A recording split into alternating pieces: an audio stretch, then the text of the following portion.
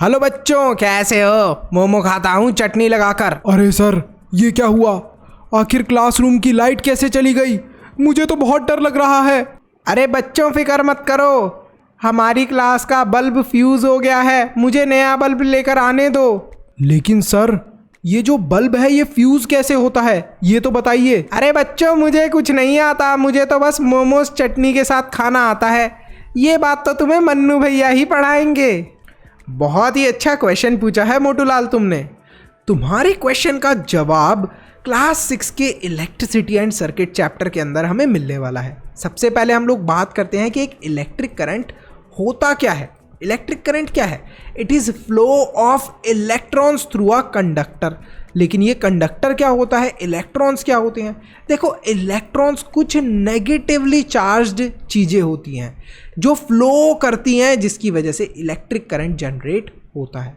अच्छा सर, हमें तो और अच्छे से समझा दो। ये थोड़ा सा आप बड़ी क्लास में समझोगे अच्छे से, बस अभी के लिए आपको ये डेफिनेशन याद रखनी है। What is electric current? It is flow of electrons through a conductor.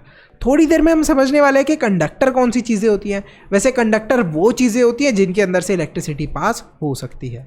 अच्छा, इलेक्ट्रिसिटी के बारे में और इलेक्ट्रिक करंट के बारे में मैंने आपसे पूछा तो बहुत सारे बच्चों को समझ में नहीं आया होगा कि इलेक्ट्रिक करंट होता क्या है, जबकि आप रोज़ सोचो कितनी सारी जगह इलेक्ट्रिसिटी का इस्तेमाल करते हो।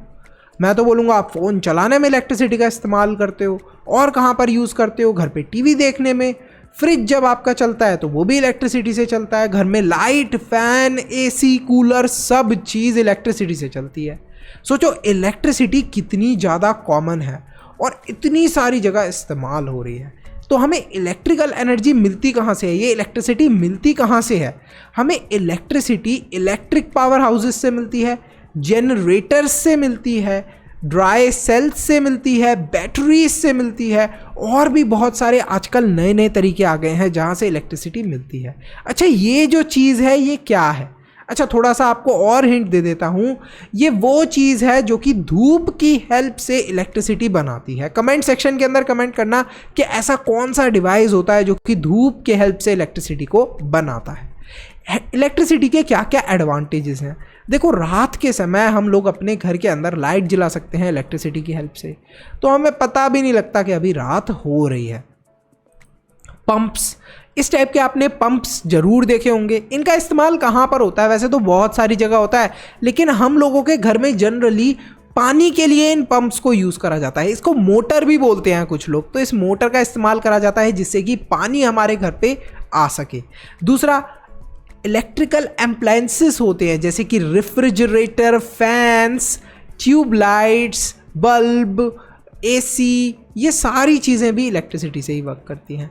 बिल्डिंग हाउसेज, जब हम लोग घर को बनाते हैं, कुछ इक्विपमेंट्स को इंस्टॉल करते हैं, वहाँ पर भी हमें इलेक्ट्रिसिटी की ज़रूरत पड़ती है। तो आप देख रहे हो कि इलेक्ट्रिसिटी के कितने सारे एडवांटेजेस हैं। ये कोई ऐड नहीं है, आपको एक बहुत ही इम्पॉर्टेंट इन्फॉर्मेशन देनी है।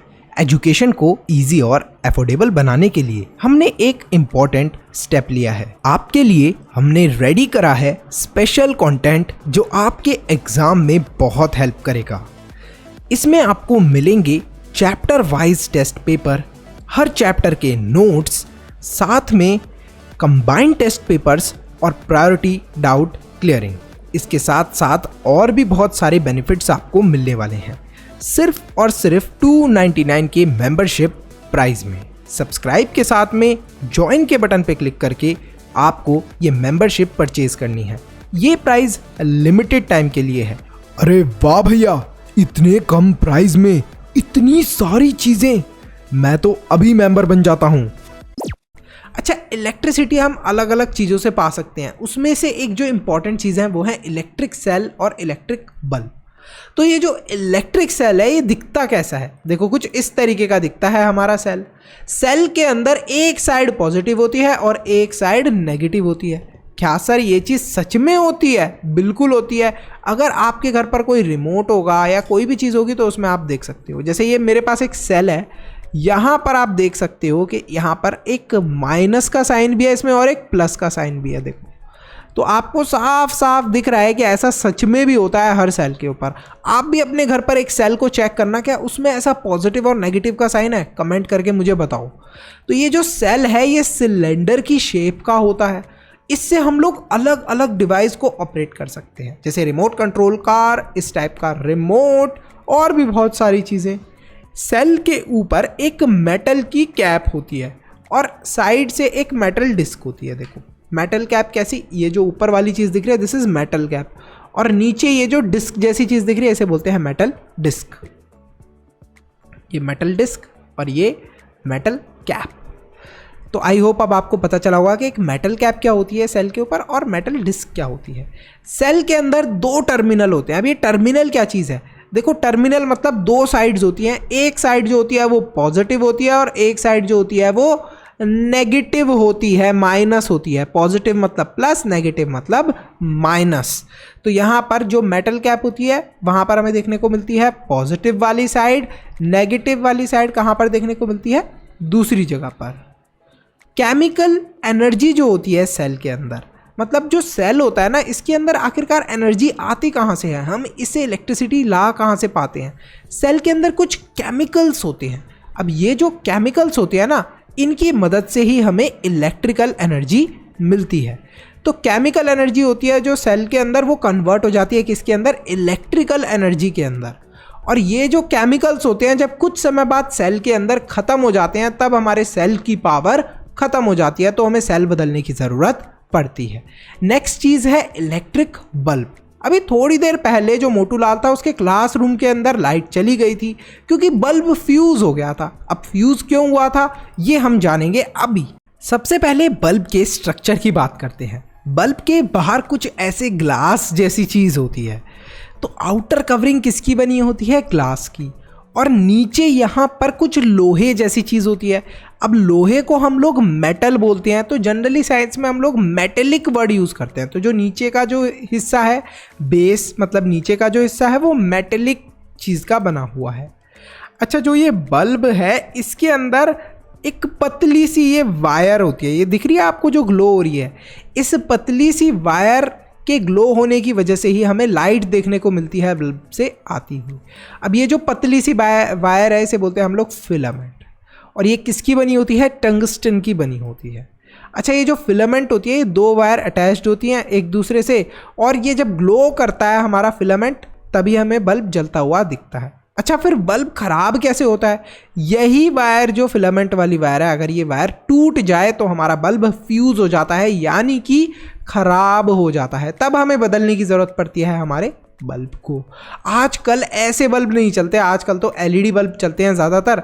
लेकिन अगर आपने ऐसा बल्ब देखा है तो अब आपको पता चल गया कि किस तरीके से इस बल्ब से लाइट आती है। अब बात करते हैं इलेक्ट्रिक सर्किट की। देखो इलेक्ट्रिक सर्किट होती क्या चीज़ है, कंसीडर करो एक सेल को, एक बल्ब को। अब ये जो सेल है और ये बल्ब है, इन दोनों के अंदर लाइट कैसे आ रही है, क्योंकि हमने एक इस बल्ब के अंदर से वायर लिया और सेल से कनेक्ट कर दिया, और एक वायर को यहाँ पर कनेक्ट करा और एक वायर को इस सेल के इस कोने से कनेक्ट करा है। अच्छा, ये बीच में सर आपने चीज़ क्यों लगाई है, इसको आप एक स्विच की तरह समझ लो। वैसा ही स्विच जैसा आप अपने घर पर देखते हो, ये कुछ इसी तरीके का स्विच है, बस यहाँ पर हमने एक्सपेरिमेंट के लिए थोड़ा सस्ता जुगाड़ यूज़ करा है। तो ये जो पूरा सर्किट है, मतलब यहाँ पर पूरी इलेक्ट्रिसिटी इसके अंदर फ्लो हो रही है और बल्ब ग्लो कर रहा है, तो इसे हम लोग क्या बोलते हैं, एक इलेक्ट्रिक सर्किट। अच्छा, अगर मैं यहाँ से वायर को निकाल दूंगा, ये जो ग्रीन वाली जगह है यहाँ से वायर को निकाल दिया तो लाइट क्या जलेगी, नहीं जलेगी। फिर जब मैंने कनेक्ट कर दिया वायर को तो लाइट इस बल्ब के अंदर जलने लग जाएगी। तो यहाँ पर जो सेल है, बल्ब है, ये एक दूसरे से जुड़े हुए हैं और जल रही है इनसे लाइट, तो इसी चीज़ को हम लोग बोलते हैं इलेक्ट्रिक सर्किट। अगर इलेक्ट्रिसिटी फ्लो हो पा रही है किसी भी सर्किट के अंदर तो हम लोग बोलेंगे कि सर्किट कंप्लीट हो गया। तो यहाँ पर सर्किट जो है वो कंप्लीट है। ऐसा कुछ घर पे एक्सपेरिमेंट करने से पहले आप ज़रूर किसी बड़े को अपने साथ रखना। अब बात करते हैं इलेक्ट्रिक स्विच की। देखो ये जो स्विच है इसको क्यों लगाया था मैंने, स्विच बहुत इंपॉर्टेंट पार्ट होता है किसी भी इलेक्ट्रिक सर्किट का। सिंपल सा डिवाइस होता है लेकिन स्विच की मदद से हम लोग इलेक्ट्रिक सर्किट को ब्रेक भी कर सकते हैं और उसको ज्वाइन भी कर सकते हैं। कैसे सर, और इसकी ज़रूरत क्यों पड़ती है? देखो यहाँ पर हम जब अभी बल्ब को जला रहे थे तो ऐसा थोड़ा है कि मुझे बल्ब को जला कर ही रखना है। मान लो मुझे कहीं पर जाना पड़ गया तो इस बल्ब को ऑफ करना है। कैसे करूँगा? इस वायर को सर आप बाहर निकाल दोगे, बाहर निकालूंगा फिर दोबारा लगाऊंगा, ये तो बहुत ज़्यादा बड़ा प्रॉब्लम वाला सीन है। इससे बेटर अगर मैं ये जो इलेक्ट्रिक स्विच है इसी के अंदर एक बटन लगा दूं जिसे दबाने से क्या हो, लाइट बंद हो जाए, जिसे दबाने से दोबारा सर्किट कंप्लीट हो जाए और लाइट आ जाए। सर ऐसा कैसे करेंगे? देखो सिंपल है। हम लोग क्या करेंगे, जब स्विच ऑन पोजीशन पे होगा तब ये सर्किट कंप्लीट हो रखा होगा, वायर कनेक्टेड होगी, ठीक है, तो इसे हम लोग क्या बोलेंगे, क्लोज सर्किट। क्लोज है, कहीं से भी खुला हुआ नहीं है ये सर्किट। और जब भी हमें इस बल्ब को बंद करना होगा तो हम लोग क्या करेंगे, इस वायर को निकाल देंगे तो सर्किट क्या हो जाएगा, ओपन हो जाएगा, खुल जाएगा, जिसकी वजह से स्विच क्या हो जाएगा, ऑफ। इसी तरीके से हमारे घर पर ये स्विच बोर्ड लगा होता है। जब भी हमें बल्ब को जलाना होता है हम क्या करते हैं, स्विच को ऑन कर दिया, जब भी हमें बंद करना है तो ऑफ कर दिया। अच्छा, जब हमने ऑन करा तो सर्किट को क्या कर दिया, क्लोज, कुछ इस तरीके से क्लोज कर दिया। जब हमने ऑफ करा स्विच को तो हमने सर्किट को क्या कर दिया, ओपन, मतलब हमने कुछ इस तरीके से सर्किट को बना दिया और फिर हमारा स्विच जलना बंद हो जाएगा। अब बात करते हैं कंडक्टर्स और इंसुलेटर्स की। देखो कंडक्टर्स वो सारी चीज़ें होती हैं जिनसे इलेक्ट्रिसिटी पास हो सकती है। एग्जाम्पल क्या है कंडक्टर के, यहाँ पर copper, iron, silver, gold, steel, sea water, ये सारी चीज़ें हैं जिनसे इलेक्ट्रिसिटी पास हो सकती है। इंसुलेटर मतलब वो सारी चीज़ें जिनसे इलेक्ट्रिसिटी पास नहीं हो सकती। उसका एग्जाम्पल है रबर और प्लास्टिक। लेकिन यहाँ पर तो सर जो हम वायर देख रहे हैं इसके ऊपर ये प्लास्टिक जैसी चीज़ लगी हुई है, या हम जो अपने घर पर भी वायर देखते हैं उसके ऊपर भी प्लास्टिक जैसी चीज़ होती है। जबकि आप तो बोल रहे हो कि प्लास्टिक क्या है, प्लास्टिक से करंट पास नहीं होता।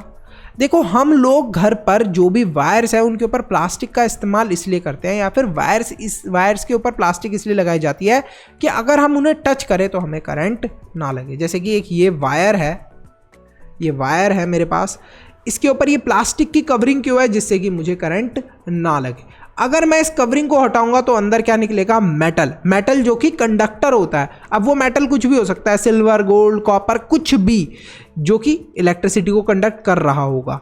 लेकिन इसके ऊपर कवरिंग क्यों है, जिससे कि मुझे करंट ना लगे इसको टच करने में। तो आई होप अब आपको पता चला होगा कि घर पर जो आपके वायर्स होती हैं वो रबर की नहीं बनी होती, उनके अंदर होता मेटल ही है, बस ऊपर कवरिंग किसकी होती है, रबर की, जिससे आपको करंट ना लगे। ह्यूमन बॉडी क्या है, इट इज़ अ कंडक्टर। तो आपको हमेशा ध्यान रखना है, कभी भी करंट किसी भी चीज़ से आ रहा है उसे टच करते समय अगर आपने गलती से उसको टच कर लिया तो ऐसे कुछ आपकी शक्ल हो जाएगी, शॉक लग जाएगा बड़े ज़ोर का।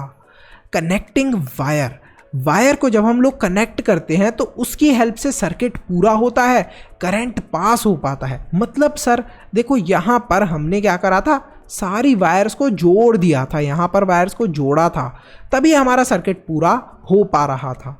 अगर यहाँ से हमने वायर को निकाल दिया तो सर्किट पूरा नहीं हो रहा था। तो यहाँ पर यही बताया गया है हमें कि वायर को हमें जोड़ के रखना ज़रूरी है, तभी हमारा सर्किट पूरा होता है। हमारे घर में कुछ इस तरीके से बहुत सारी वायर्स एक दूसरे से कनेक्टेड होती हैं। अब बात करते हैं connecting wires, bulb, switch, electric cell is used in torch, battery, LED etcetera. तो यहाँ पर आप देखो कुछ इस तरीके से हमारी टॉर्च दिखती है। टॉर्च का स्ट्रक्चर कुछ इस तरीके से होता है। टॉर्च के अंदर जो ऊपर है ये एक तरीके का बल्ब होता है, साइड से रिफ्लेक्टर होता है। रिफ्लेक्टर मतलब कि टॉर्च की जो लाइट है उसे और ज़्यादा बढ़ा देता है। ये रिफ्लेक्टर कुछ नहीं करता, बस आसपास से रिफ्लेक्ट करता है टॉर्च की लाइट को। पूरी बॉडी जो टॉर्च की होती है वो प्लास्टिक की बनी हुई होती है, और साइड से ऐसे एक मेटल की वायर जा रही होती है, ठीक है, और बीच में हम लोग सेल्स को लगा देते हैं। ये स्विच है, जैसे ही हम स्विच को स्लाइड करते हैं टॉर्च के अंदर, टॉर्च जल जाती है। सर्किट क्या हो जाता है, क्लोज होगा या ओपन होगा। देखो लाइट किस केस में जलती है, ओपन सर्किट में या क्लोज सर्किट में, क्लोज सर्किट में। तो लाइट जलती कब है, क्लोज सर्किट में। जब क्लोज सर्किट होगा मतलब कि स्विच ऑन है। जब सर्किट ओपन हो जाएगा, मान लो हमें टॉर्च को ऑफ करना है तो हम सर्किट को ओपन कर देंगे तो क्या हो जाएगा, स्विच ऑफ हो जाएगा। तो इसी तरीके से हम लोग टॉर्च की वर्किंग भी करते हैं। आई होप ये चीज़ आपको अच्छे से समझ में आया होगा। तो अगर आपको इस चैप्टर के नोट्स चाहिए, सैम्पल पेपर चाहिए या शाउट आउट चाहिए, तो आपको क्या करना है, सिंपली सब्सक्राइब करना है। सब्सक्राइब के साथ में एक ज्वाइन का बटन है, उस पर क्लिक करके मेंबर बनना है। वो सारी चीज़ें आपको मिलने वाली हैं जो यहाँ पर मेंशन है, जैसे कि नोट, सैम्पल पेपर और शाउट आउट।